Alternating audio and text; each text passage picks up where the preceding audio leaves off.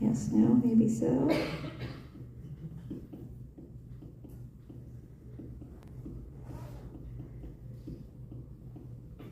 It's not working, Linda.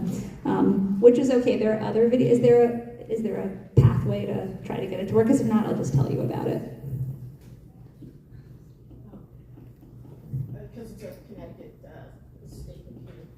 Oh, okay, so we won't have videos. Okay, so there are a couple of embedded videos in the presentation that we'll make sure that you get afterwards, and I'll just share the content. So this is a short video that's probably about a decade old now called The Big Idea in 4 Minutes. And it talks about the changing demographics really of the world. So for those of you who don't know, Japan became the first country internationally to have 1/3 of its population reach the marker of being over the age of 65. So we're in this really unprecedented time where, because of, in some places, economic pressures, people are having fewer children, people are living longer and healthier lives than ever before. So as people move into older adulthood, that segment of the population is becoming more robust, which has really profound changes for society, not the least of which is that Social Security has perpetuated this idea that somehow life ends at 65, right? We retire, we go off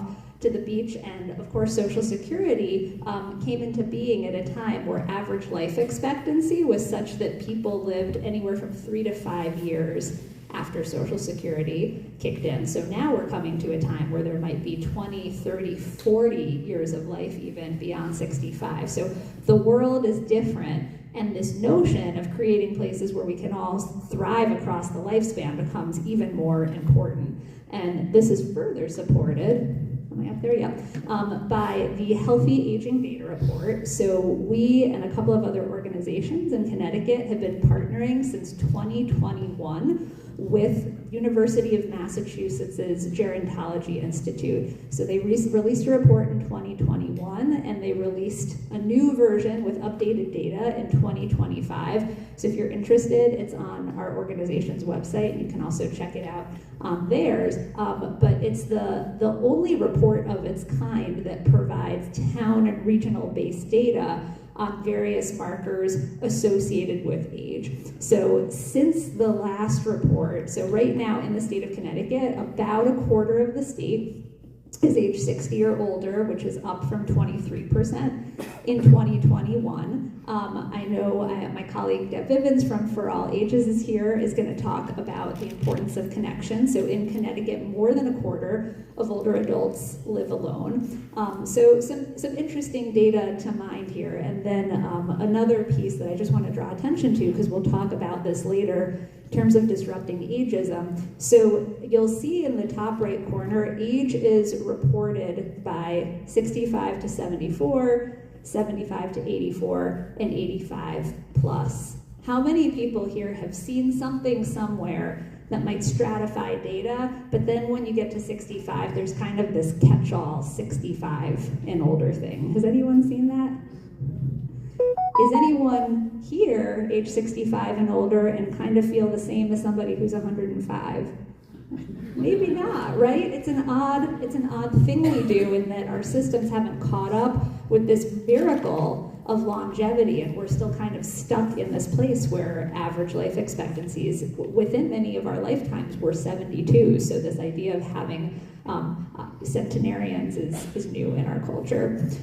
So I want to share a little bit about the story specifically of the Connecticut Age Well Collaborative, because we actually sit in the context of an international movement. So the story probably predates 2007 for sure, but it's where I'll start it. But it's when the World Health Organization recognized for the first time that demographics were shifting in these really unprecedented ways that I talked about, and really across the world, society was going to start looking different in terms of the proportion of older adults that comprised communities. So the World Health Organization implemented an international initiative called Age-Friendly Communities. It's now called Age-Friendly World, to start conversations at all levels of government, but primarily at the local level, because we all know when we talk about how we move through our days that so much policy making happens in local government. So in 2010, a network got established recognizing that this was a common thread and that the particularities of each culture were going to be different, but that there was really a need for a shared conversation around the world of how to approach this change, that was imminent. In 2012, countries started raising their hands and saying, we're going to designate an affiliate within our country that works with the World Health Organization. So in the United States, that became AARP. If you go online to AARP Livable Communities, they have a host of incredible resources. Germane to some of your work, they have something called the Home Fit Guide. So they talk about, in a space for someone who wants to age in place, what are the retrofits necessary with a range of costs, right? What are the low cost, easy, low hanging fruit? So they're a tremendous resource and a partner in this work. And then in 2013, now well over a decade ago, the state of Connecticut recognized that there needed to be dedicated focus on this work. So a statute got passed. It's still on the books. For those of you who like looking at laws, I'm an attorney by training, 17B-420A, the Connecticut General Statutes, and it creates a Connecticut-based statewide livable communities initiative that was run starting in 2016 by what used to be Connecticut's Legislative Commission on Aging. That office was eliminated, and through a series of consolidations, it exists as part of the Commission on Women, Children, Seniors, Equity, and Opportunity. And we founded as an all-volunteer organization in 2020. I came on as its inaugural director. In 2022, we now have a memorandum of agreement with the commission, and now we are implementing the state's livable communities. So that's kind of where we sit in the ecosystem, because so you're learning about this, you're part of an international movement, which is exciting. And as part of that international movement, the World Health Organization tried to create areas of understanding in terms of, well, what does it mean to create a truly age-inclusive, and for our conversation here, disability-inclusive society? And the key notion is that aging intersects with every aspect of community life. So for anyone that has approached local government and approached leadership and maybe talked about the fact that you work in the aging and disability services field, the most typical response of a governmental leader will be to hand you the card of the senior center director, which is great. We love senior centers. We also know that they're only a piece of this very holistic thinking needed, right? What does the streetscape of a community look like? If I'm a wheelchair user, what's the plowing like in my neighborhood? Are there curb cuts? What's the signalization timing of the crosswalks, right? There's a huge conversation that needs to be had, of which the senior center is a part of. So this is an adaptation of the World Health Organization model of all of the different impact areas. And this is the first moment of education in a conversation sometime with town government. Oh, this impacts everything. Those of us in aging services sometimes joke that our work touches everything except reproductive rights. So here we are. But sexuality absolutely touches sexuality. That's a different talk. So who is the Connecticut Age Well Collaborative in this vast ecosystem? Because we're a small team, and for all of us working in organizations right now, demands are so difficult. So how do we really focus on what we do? So what we like to tell people very concisely is that we build bridges between local governments and older adults in the community with lived experience, dismantling ageism through the co-creative process. So there's a lot packed in there. Let's unpack it together. And I want to begin with a diagram that comes from the paper, The Waters of Systems Change. It's a 2018 paper, and for those of you who might be familiar with it, it really actually turns things on its head, right? Things are literally upside down in this picture. So where most of us, when we think about, well, how do I make the world better? How do we make the world better? We immediately go to that top row, right? So policy changes. I want to change a law, right? I want to change an ordinance in my town, or I want to advocate at the Capitol. Like, that's where change might happen. Or I want to change practices, right? Best practices is a phrase that we bandy about a lot, and it evolves, it's alive, right? Best practices now are different than best practices 50 years ago. And then resource flows, right? Money and time, right? They're everything. We can only do the work with resource. So we spend a lot of time in that top row and might not necessarily look at the layers underneath. And part of the design of this upside down pyramid is, if you think about a small shift at the bottom has huge implications, right? A little movement at the bottom moves the top a lot. So the point is there's a lot of power in that bottom triangle around relationships, connections, power dynamics, and mental modes. So the Connecticut Age-Well Collaborative has chosen to focus its work here because it's a place to start, because there are a lot of other great people doing the systems work above. So I'm going to give one example. So we talked about the jewel thief, right, and how we're not conditioned to look inside for the answers. So we host a program called a Daring Dialogue, and we'll spend 2.5 hours in a workshop being introspective and self-reflective. We're all in this room together as a community in our humanness. So there might be the mayor in the room, there might be the police chief, there might be community residents, but for purposes of this exercise, we're all just people who are growing older and have people that we love who are growing older. So we'll ask people, and I'm going to ask you in this exercise, we're going to take 1 minute each, right? So kind of look at your table, find who your person is, maybe somebody next to you. You're going to take 1 minute each, and you're each going to talk about who is the oldest person. And if a person isn't coming to mind, it can be an object, a tree, a thing, but who is the oldest person that I have known in my life? And tell the other person who that is, okay? So 1 minute, and I'll tell you when to switch.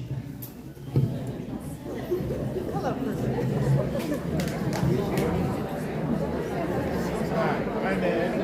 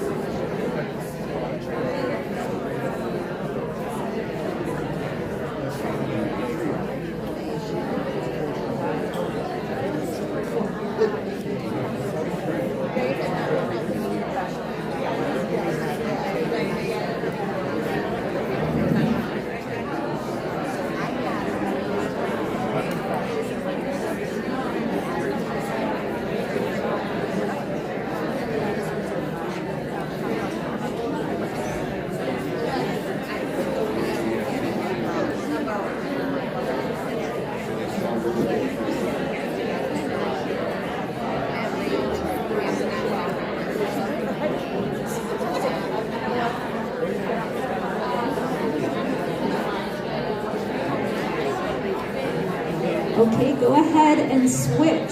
So whoever was the speaker becomes the listener, and the listener becomes the speaker. 1 more minute.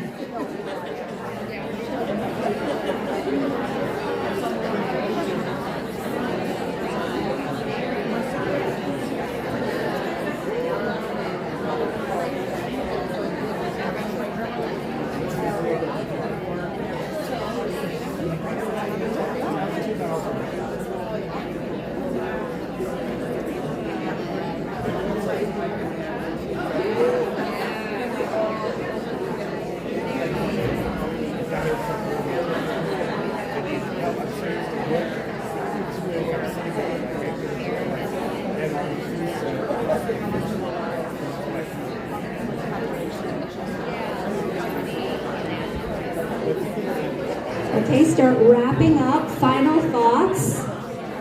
Finish whatever sentence you're in the middle of. That's great. So during break or at lunchtime, I'm sorry we're not in a smaller setting with more time so that we could share out. But it's interesting to reflect, right? It's interesting to reflect on these questions. Well, first, who is old, right? You have to start there when you say the oldest person that you know, who is old.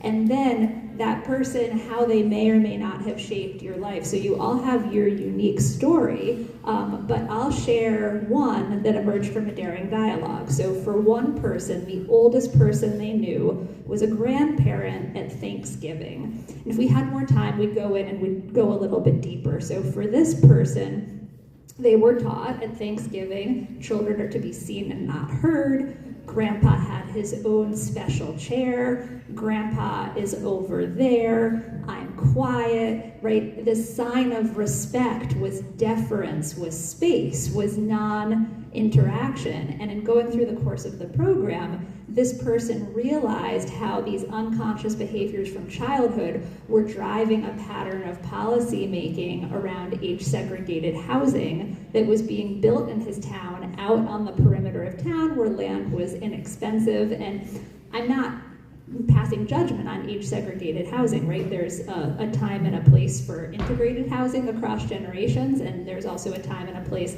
for 50 and up, 55 and up, 65 and up housing. But what's interesting is when we take a moment to look inward, how our mental modes and how our unconscious behaviors and how these formative experiences show up in those top layers. So that's the work. And a question we're not going to talk about now, but I want you to take with you into maybe a break or a lunchtime or maybe just your own personal reflection is, what are one or two words you associate with aging? Okay, so you can just kind of hold that in your mind for a moment. What are one or two words you associate with aging?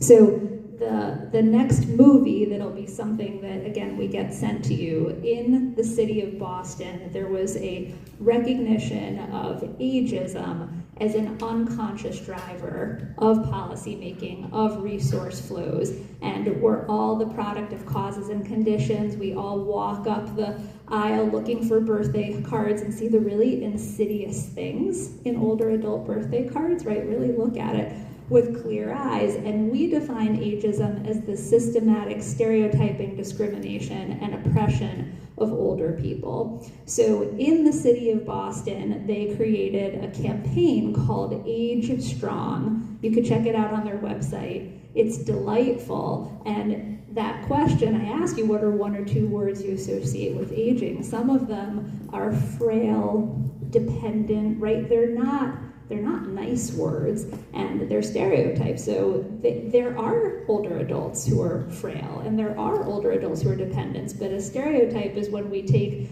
a statistic and we universalize it, right? So it's not true for everyone. So this is a delightful 30-second video, and I'm sorry, the technology doesn't work to support it, where people are articulating the words that they want to be described as they age.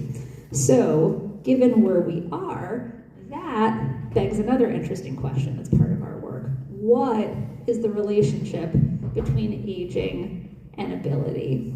What is the relationship between aging and ability? So I'm going to send you back to your partners, and this, we don't have to trade back and forth. This can just be a conversation. I'm going to give you about a minute and a half to reflect on this question of what's the relationship between aging and ability. So go forth.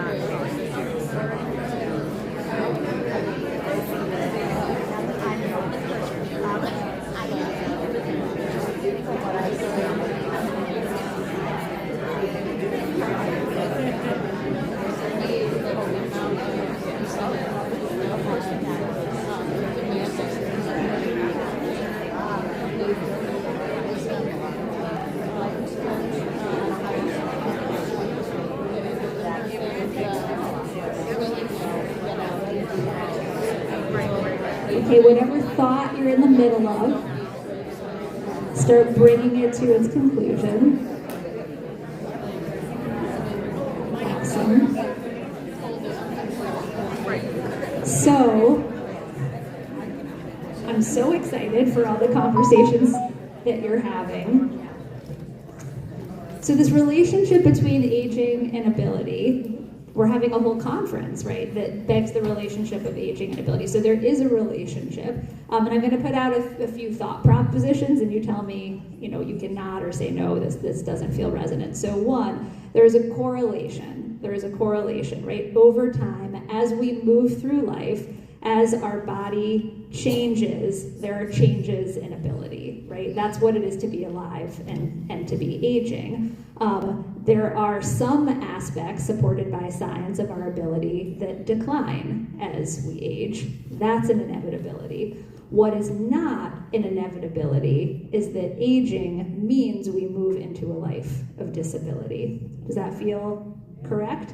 Okay, so I'm in a special room in this way, and that you all know this more than most people, but there are many people who don't and think that disability is the inevitable consequence of aging, and conversely also disregard the wealth of experience of people who live with disability in terms of what it is to move into an older adult process and the incredible work of a lifetime of living with disability that produces a unique kind of grit and determination in the older adult process. So it's an interesting question, but in kind of bigger discourse, and this is another video, I'm sorry for the technology, but it's okay, that we won't have time to watch. So AARP created a brief film called What is Old? And if you watch it, you'll see a number of people who are in their 20s and 30s asked what old is, and they'll give a number, right? This is how old I think old is, and then to show what old is. And those younger adults will often pantomime kind of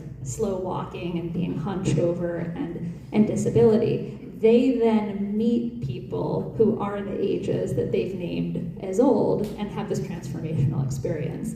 And it's beautiful, and it's a lovely anti-ageism piece, and it's also an ableism piece. So ableism is the systematic stereotyping, oppression, and discrimination of people living with disabilities, and a very common response to ageism is to lift up ability. So all the older adults in this film can do lots of things with their body. And then that's somehow an affirmation that it's okay to be old, right? And we see this, there's a nun, I can't remember her name, I think the Iron Nun, if you Google her, she's really old and she can run marathons, right? These are often the responses to ageism, but in the process, we're promoting ableism. So we're very thoughtful at the Connecticut Age Well Collaborative in talking about ageism and ableism together, because we don't want the response of an older adult to growing older to say, well, at least I'm not in a wheelchair. At least I can see. And conversely, in the disability community, that the response to whatever is coming at that person to say, well, at least I'm not old, and that these communities work together in allyship. So that's part of our work too. So ableism is a response to ageism, and I want to have one more kind of internal conversation where you turn to your neighbor, and this one won't take long. I want you to turn to your neighbor and ask the other, how old are you? And answer, and kind of sit with what you feel when you say it. So I'll let you go forth.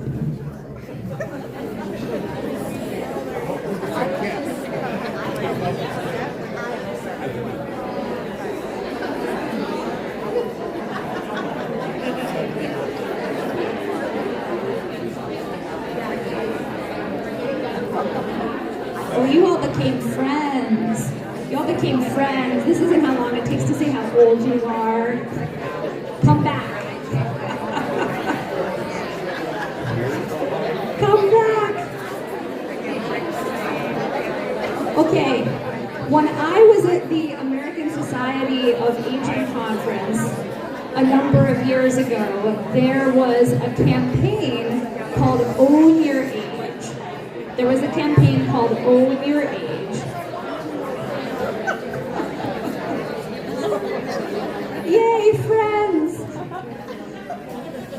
right? So there was a campaign in American Society on Aging called Own Your Age, and everyone in the room together shouted it out. So let's try it on the count of 3. 1, 2, 3, I am, and you'll say how old you are. Okay, 1, 2, 3. I am. Right?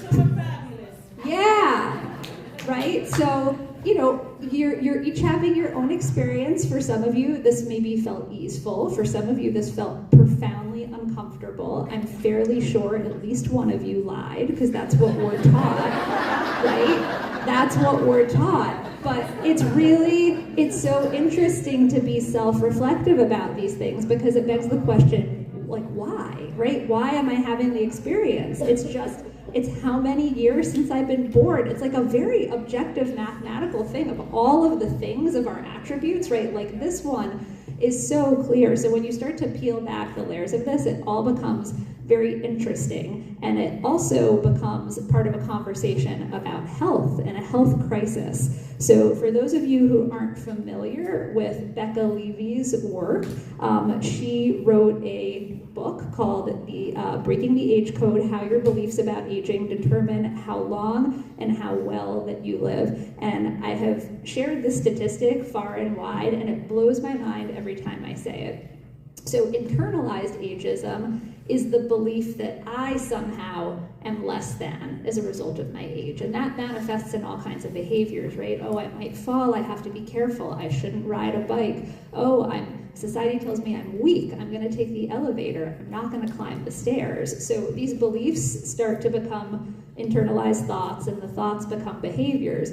And when you control for all kinds of other demographic influences, for wealth, for comorbid pre-existing disorders, if you just look at the impact of internalized ageism on health, it reduces life expectancy by an average of 7.5 years. Wow, like 7.5 years. So it's profound. So this is why the Connecticut Age Well Collaborative is so passionate about doing this inward self-reflective work. It ripples out into policy making. It ripples out into health consequences. Again, being mindful of time, but just naming that there's this beautiful series of photographs by a photographer named Tom Hussey, and it's called Reflections of the Past. So the link is up here, and it's all of these images of this notion that we all contain all the ages, right? So when we look in the mirror, what do we see? Who are we? We're all of it. So we're the age we are, and we're all the ages that came before. So how do we communicate about aging, right? So we know that there are real and profound impacts about our choice and our language and how we think about ourselves. So what are some very small, concrete things that we can do? So some quick tips to walk away with from today, and for those who are interested in diving deeper, there is a National Center to Reframe Aging. It's part of the Gerontological Society of America. So 3 things to know, but I want to give a caveat before I dive in.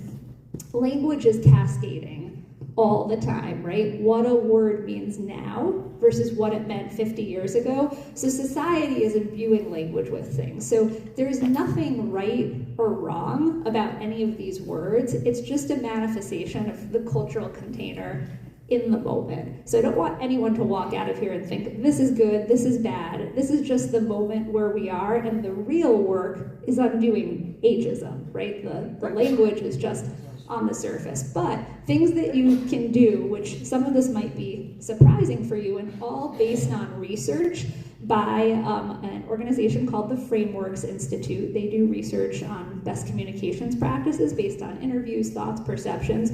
So terms to avoid, and all of us use these. You're not doing anything wrong by speaking this way, but terms to avoid: seniors, senior citizens, the elderly, aging dependents, the age, and other paternalistic or otherizing statements, like saying our seniors. In terms to advance, the preferred phrase right now, and again, this is based on research of people's perception. So senior citizens, the elderly, have a different flavor, connotation, perception around frailty and dependence than the term older adults. So this research will keep shifting. You can see if you are an older adult, if that feels like it lands well for you. I know older adults that say, I love being called a senior citizen. It's like when I was in high school, I was a senior.